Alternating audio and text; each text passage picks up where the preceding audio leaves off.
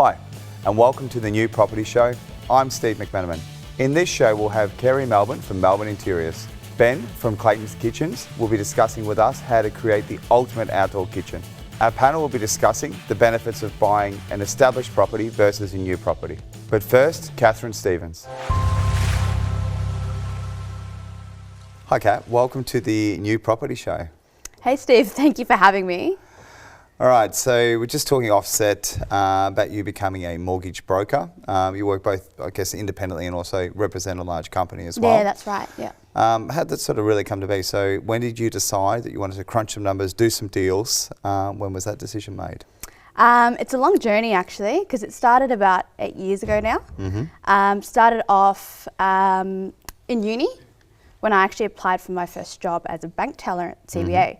So that was a long journey at CBA in the end of 7 years, and went across various different roles across the 7 years. Went from branch, went into the corporate space, got a little taste of the businesses that are turning over at that 10 to 50 million space.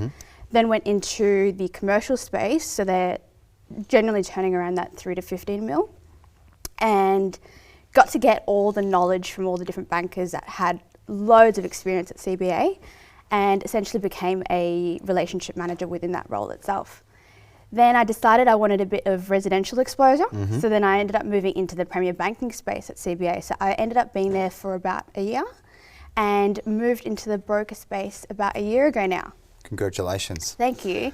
It was always something that I've always wanted to do, only because, as I'm sure you've come across, you've just got so many more options in the broker space, where you've got different banks, you've got low doc options, you've got self-employed options, where there's different policies that apply to them that you can't do at one bank. More like a, I guess, a wholesaler. Yeah. Now you're actually sourcing products and solutions. Yeah. Do you want to talk to us about the hours that no one sees, the submitting of deals and the 10 o'clock calls? What goes on behind the scenes of being a broker? It's massive. It's a lot of work that people don't actually see. There's a lot of compliance, there's a lot of legislation that you have to also adhere to. And it does involve outside of work hours that don't actually stand within the 9 to 5. You'll be working on weekends, public holidays at times.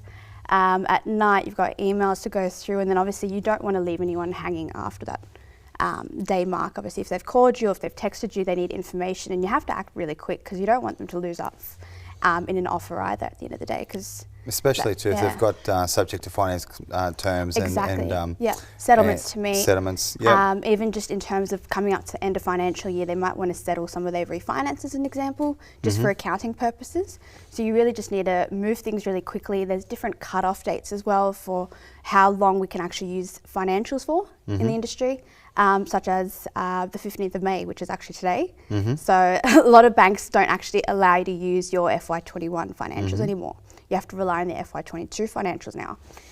There's certain things coming up to end of financial year as well, where the banks will have certain cut-offs for different activities because they need enough time to actually process those things in time. And you're working with, I guess you'd have your favourite banks. You've worked pretty well for a large variety of them, I guess, across the board there. But how's lending changed at the moment? So are you using some, I guess, left of centre banks and more low docs? Absolutely. I'll be honest, there's not many low docs that we actually do in our space anyway. We do have a lot of clients that are declaring the right amount of income, fortunately. But obviously there's different policies that different banks offer, and it's not necessarily low doc, but it's just different ways of getting around with it, as an example of relying on 1 year financials instead of going over 2 years and using the average, and obviously reducing your borrowing capacity. In the last year or so, just over, I'd say borrowing capacities have reduced by about 30%. And that's just due to the rate increasing from, what was it, about 0.1%, and now it's at 3.85%. Do you find maybe, I guess the cost of living's gone up as well, but maybe a few ways to get around some of the rate hikes is looking for properties that are producing more yield. So instead of buying for capital growth, you're buying for rental returns. So maybe the strategies might be changing at the moment. Definitely. And we are noticing that with our clients, because we mainly deal with your investment clients, investor clients, sorry. And they are essentially not struggling as much to service their debt as when you compare it to your owner-occupied, as an example. And what we've also noticed is that while I was actually at the CBA, and whilst the rates were down at 1.8% for your owner-occupieds, people were borrowing at the absolute maximum. And it was also that time where we were getting to that peak of property prices in Melbourne. So we've got clients that are obviously buying up to 95%.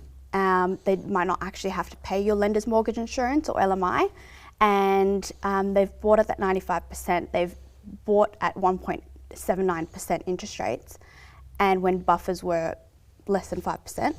What about in terms of, and we'll see, I guess, how you want to answer this one, but there's some schemes at the moment where the government's actually backing, which is a 25%, and I guess they're taking some of the equity out of the property. Have you done any of those deals? No, actually, surprisingly not. I have a lot of clients where they're kind of in that position where they don't actually need to rely on those grants, and especially when you've got the professionals, so your medico, your accountants, your lawyers, they can actually go through these options where they don't actually have to end up paying the lender's mortgage insurance, which is great. I think that's definitely a benefit. I do feel that schemes, as much as it's useful, it can turn the market around. Correct. You wouldn't want to buy a property necessarily that's got a high capital growth. You might buy something like an apartment that you just want to do a set and forget. But really, that's a great point you raised there, right? Because there's other markets outside of Victoria, and markets in Perth and WA, parts of WA, right, that are still close to the city. They're not far. They're within that 20-kilometre range. You've got properties in Queensland, and we've got lots of clients buying in those areas where your starting point is at around 330. It's quite interesting. I think there's always a property for everybody. Correct. There is, as I said, I've seen an example, I think in maybe the Herald Sun, where they showed what $100,000 a year looked like, and somebody was living in a tent. Now, I think if you manage your money correctly, it's certainly not the case. But there's also other ways of purchasing property. So I think not having that local mindset, but also having that mindset that says, look, okay, I've got a $300,000 or $400,000 budget. There's always something for everybody. There's tax benefits there as well. Exactly. Would you give a few tips, I guess, around some money management? So if you were to analyse a client when you first met them, what would you need to do first? So the first appointment that I generally have with the client, we go through a very comprehensive and holistic approach. So we go through what they actually do, what their goals are, where they want to be in essentially 5 years' time. We go through their current financial position, and we look at servicing as an example. And again, this comes down to the kind of client you have as well, because I do have a lot of commercial clients, and you don't generally just do a basic servicing scenario, because it's a lot more complex than that. But we essentially try and figure out, okay, where are you sitting right now, and how can we use and help you enable your current position to get to a much greater position in a couple of years' time. And by doing that, we actually connect them with different referral partners that we actually use. We don't actually get any kickbacks or anything like that from these referral partners, and it's on the basis that we're giving you clients and you're giving us clients, on the fact that we're going to look after these clients and we're going to put them in a better position, and they're going to come back to you later. So relationship building. Yeah. All right, last question. What do you most enjoy about being a broker? Working with people and just seeing that change as well, because you meet a client right at the start, and eventually over the next few months, you see how much they can change. They might, because they've got you there influencing it, they might have a buyer's advocate also working with them. They're a lot more motivated, and it gets them excited. And you get them from a position where they thought they couldn't do anything. Like, I actually had a client just last week who was earning an income from distributions and thought he was able to not get any property until he actually had a pay-as-you-go job. And I'm like, no, we can actually use that. Excellent. So he's now able to get into the property market, and we're going to be setting up a pre-approval for him. And he had no idea. So he didn't have enough cash available, but he had so much equity. He had about $800,000 worth of equity that we can tap into. So using all of that, he's going to now get into the property market again without actually even spending a dollar from his pocket. So providing solutions. Exactly right. Excellent. Kat, you've been an amazing guest, and thank you for coming to the New Property Show. Thank you, Steve. Appreciate it.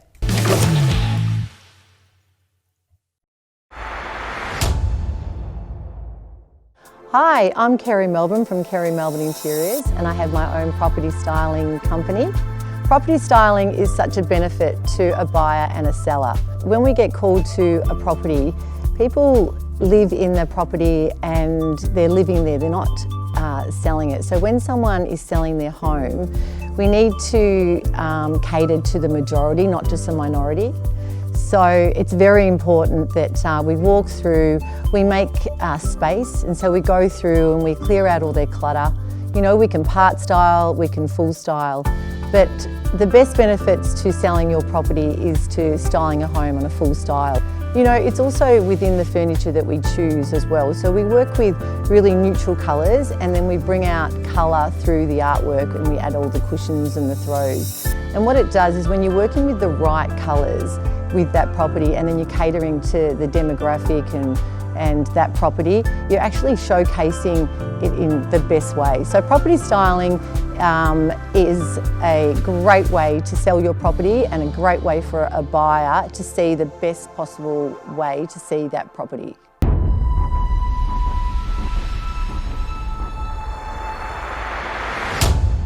Welcome to the new property show, Ben. Clayton's Kitchens, how Clayton's really got started. Yeah, definitely. So it's a really quirky little story where the original owner, Paul, set up shop in his garage when he was, I think it was 17 years of age. Literally just, cutting things to size, making jobs to order, and, doing the whole thing himself. He actually picked up his first customer by driving around construction sites, jumping out of the car, running into people on building sites saying, "Hey, can I do your kitchens?" And funnily enough, one of those people he bumped into was the owners of 𝗪𝗡𝗪𝗦, who Clayton still supplies today, 40 years later. So literally been supplying their kitchens since day one almost as well. Since then, we've moved into a couple more facilities as well over time. We've branched out into a facility now that is 20,000 square feet, which is a huge joinery plant on its own. Perfect. So you're a national footprint now. So whereabouts do you have your operations, set up? And how many hours a day do you guys work? Yeah, so we're currently set up to service all of South Australia, Victoria, Sydney and Queensland. Everything is made out of our super factory in Melbourne, and I guess we line haul them up in semis every week to the other states. But our base factory in Melbourne operates 24 hours a day. So to literally keep up with the volume of work that we're feeding the building industry. And how many kitchens per week would you say you're doing? Yeah, we're averaging around 220 kitchens a week, manufactured and installed. Okay, and you guys are looking after the installation yourselves? You've got subcontractors, or how does that work? It's a huge operation. It is a huge operation. To manage that many kitchen installations, we do have a wide range of subcontractors, and then we have a number of employees, obviously behind the industry, backing it up, with around 300 employees on the books with the business, and then a subcontractor arm of 100 plus subcontractors nationally. And have you guys felt it, the last 6 months, with some of the building collapses and that sort of stuff? Has that impacted your work, or you're continuing on with the orders at the moment, or has it really slowed down, or we're demanding new homes? It's quite strange, the building industry. A lot of people think that a builder goes under, it's going to have a direct effect on the suppliers. It generally has a lag effect onto us. We're actually probably the busiest we've ever been at the moment. We're catching up on all those homes that were sold during COVID, which we all know was a pretty big boom. There was a lot of new homes sold. So we're at the point in our business where we're actually installing all those kitchens. In saying that, we are forward thinking, and we are looking at obviously new home sales not being as strong as they have been, and always forward thinking around, is there going to be a drop off when that may be, and then obviously being reactive with onboarding new customers as needed. So it's a balancing act in our industry, because you can sit back in your laurels and say, geez, we're the busiest we've ever been, but knowing that forward thinking, there is something coming on the horizon, and you need to be prepared for it. You're predominantly a business-to-business setup. How many builders are you really supplying, and what's your traditional builder look like? Are they 50 builds a year, or are they 200, 500, 1,000? You're working with some of the biggest, I hear, as well. Yeah, we're definitely working with, we've got contracts in place with, most of the top 10 builders in the country, which is great. But you do have to balance your book off with some other builders as well. So, we generally look at someone that's doing, 50 to 100 homes is someone we could definitely accommodate. But mind you, we're supplying, some of the larger builders in volume, to 1,500, 2,000 homes a year for those guys on their own. So we have a very balanced book of volume-based builders, backed up by some smaller guys, which is a great book to have, servicing around 50 to 60 builders throughout the country. Perfect. I'd like to change gears now and actually talk about the kitchens themselves. So what are some of the features and what's it new in the market at the moment that people are experiencing? They obviously love to touch and feel, but what's out there? Obviously, it used to be soft closed drawers. Yeah. What are some of the features that we need to look out for? Yeah, there's this big push at the moment with curves, which is a cabinet maker's nightmare. So, but there is a big push for curved islands and curved bench tops and curved mirrors and all that sort of stuff. It's very on trend at the moment. Obviously, Australians have always been very popular with their stone. So, you know, the thicker the better almost. It's almost opposite to the European style. The Europeans, they're actually going thinner. They're going to 8mm to 6mm, whereas we're still sticking at that 20, 40, 60 mil thick stone. And a bit of an industry sort of know-how as well is there's no such thing as 40mm thick stone. It is all called folded or built up stone. So a lot of people think that they're going to be buying a 60mm slab of stone. Unfortunately, you know, it is a fold and you do get substrates underneath, but you still get that look at the end of it, which is great. What about cutlery drawers and all that? Are we going out to 600s? Are we going for utility sort of utensils, setups, that sort of stuff? Talk us through what drawer systems we should be looking at. I definitely think accessories are coming into play a lot, especially in a lot of these smaller homes where we might be building smaller kitchens. And traditionally where you might have a corner cabinet which has a lot of dead space down the back.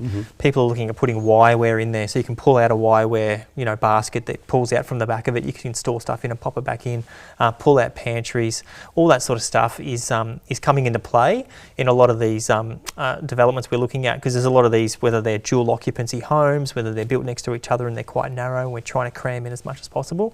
So there's a lot of that going on at the moment. I think the hardware suppliers are really loving it because it's on trend to get storage, and yeah, we're always there to help out. What about those bigger homes with custom?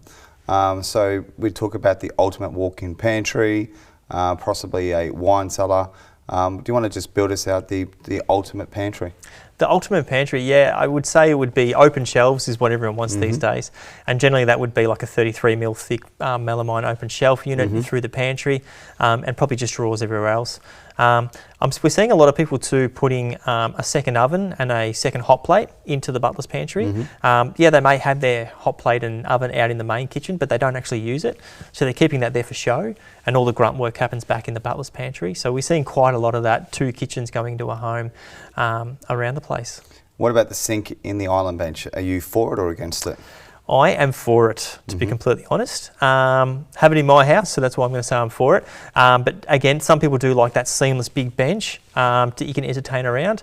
I just like to have the wall run, just the oven and the hot plate on the wall run with bench top. I think looks stunning. If you try and squeeze a sink in there as well, it just all gets, you lose a lot of bench space. And what about if a client wanted to find out more about what you did supply and some of the accessories?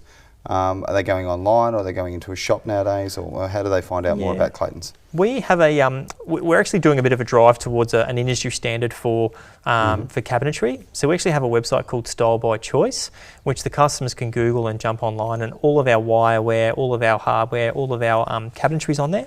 And we're trying to, I guess, collate. We're trying to collate. Yeah. We'll go from there again. Pick it up. Yeah, so we have a website called Style by Choice, which is a website where we're trying to collate all of the information around cabinetry, sizes, hardware, and we're trying to drive, our builders to this website to, I guess, build their homes to that, but then also the end consumer can go to that website and get some ideas around what they can do with cabinetry, because ultimately there's a pretty good chance that Clayton's is going to be doing their kitchen somewhere down the track, so they can check it out there. Beautiful. Ben, thank you for joining us on the New Property Show. We'll look forward to seeing you again soon. Pleasure, Steve. Thanks.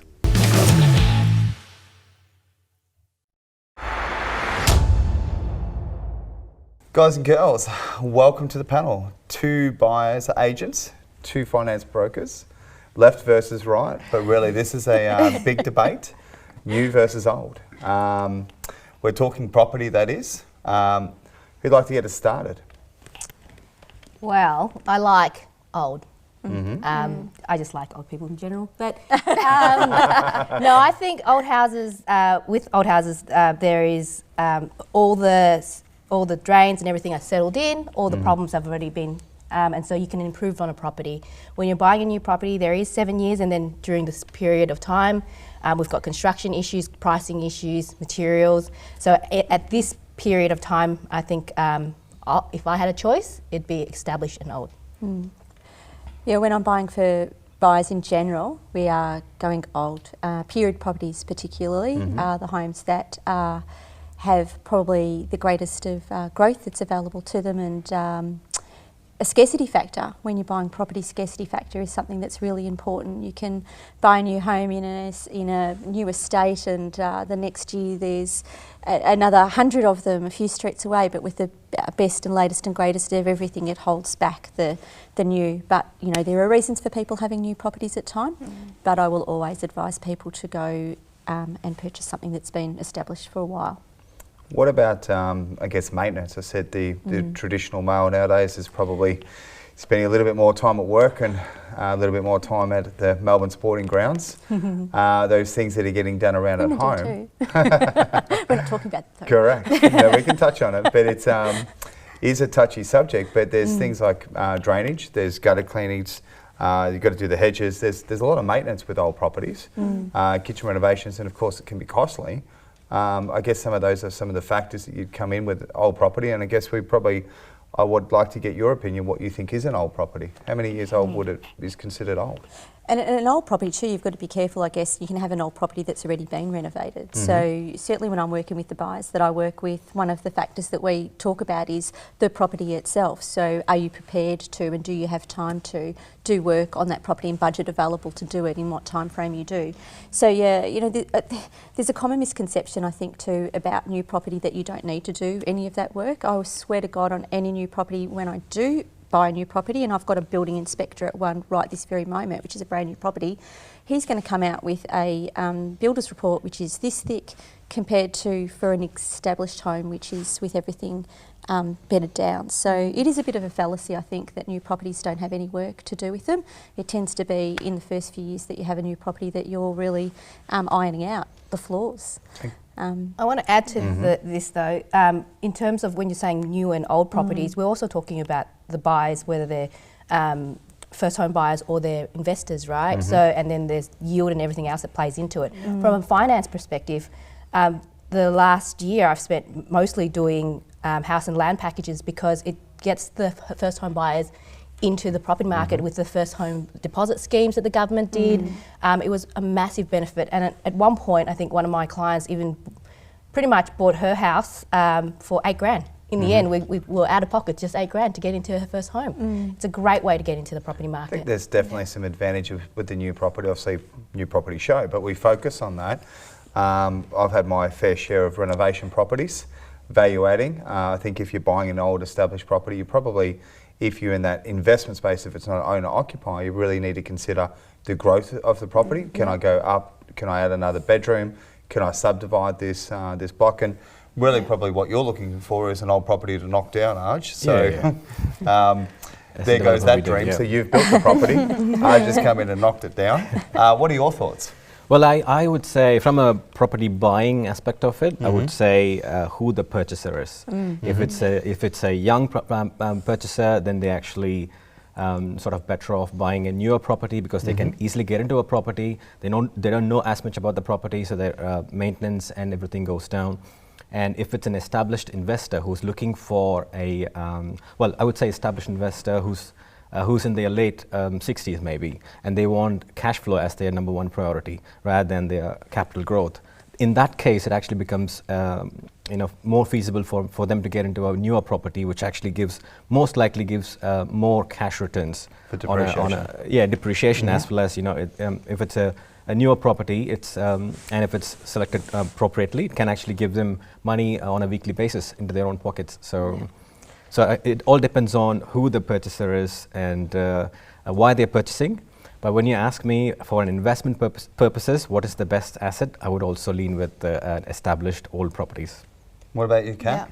Where do you stand? I think based on what you were just saying, it really is a personalised approach for each client, because they might be in a position where they can't actually afford to put that extra cash up if, for example, that valuation came back lower than what we were expecting. Or if, for example, rates go up and borrowing capacity is now reduced as a result, so they can't actually borrow as much as we were hoping for. So that can really change the whole scenario for them quite massively, and they might not actually have that family support to rely on to put in that extra cash. So I think in terms of obviously tax benefits as well, in terms of depreciation, it is definitely more worthwhile, in my opinion, to actually go for something that's established. I think too, it probably would actually, maybe in a slightly different subject, really just come down to, if you think about this word, parents, how you were brought up. Yeah. If you've seen your parents flipping properties, Yeah. then really doesn't matter because you're like, we're on to the next one. Exactly. If you've grown up in a regional town, you typically may stay in that same family home for a long time. Yeah. If you're in the, I guess, inner city of Melbourne, it's all about suburbs and proximity to shops and services. So I think that would, and location would definitely come into it. Yeah. All right, so let's give us some pros for buying new. We've had a fight for old. Why would you buy a new property? Government grants, as Kay mentioned, definitely. Definitely government grants. Yeah. Now's the time to buy. If you have like $30,000, you can get into something for $600, no stamp duty, first home buyer, 95% government guarantee.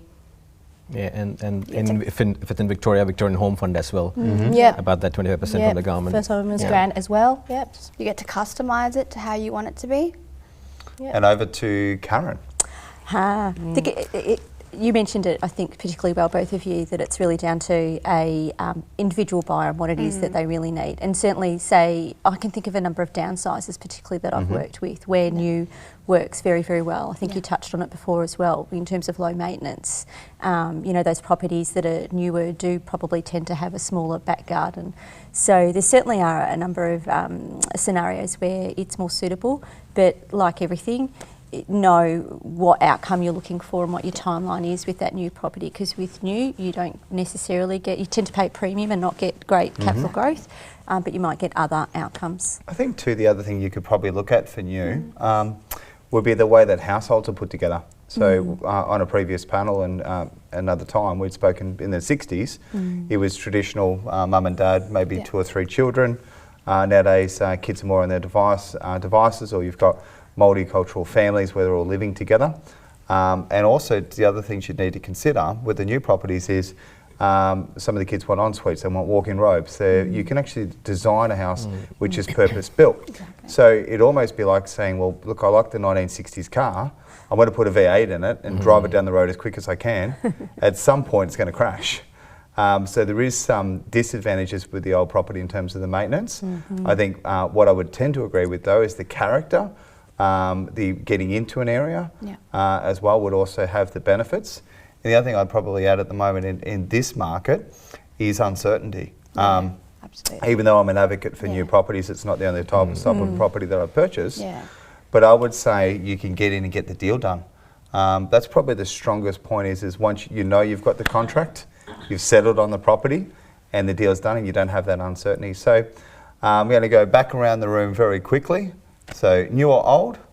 Old. Perfect. Yeah. For me, for investing, old. For a younger purchaser, new. Excellent. What he said. No, I definitely agree. It's individual, but if I had a preference, I would go for old. And old for me too. All right, guys. So thank you for joining us on the Old Property Show. I want to say you have been excellent guests. Great topic.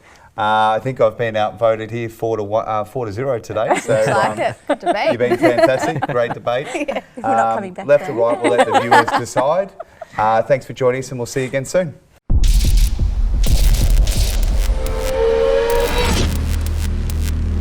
That's all for this week. Thanks for joining us. If you want to see the full interviews, check out our website, thenewpropertyshow.tv. And we'll see you again next week.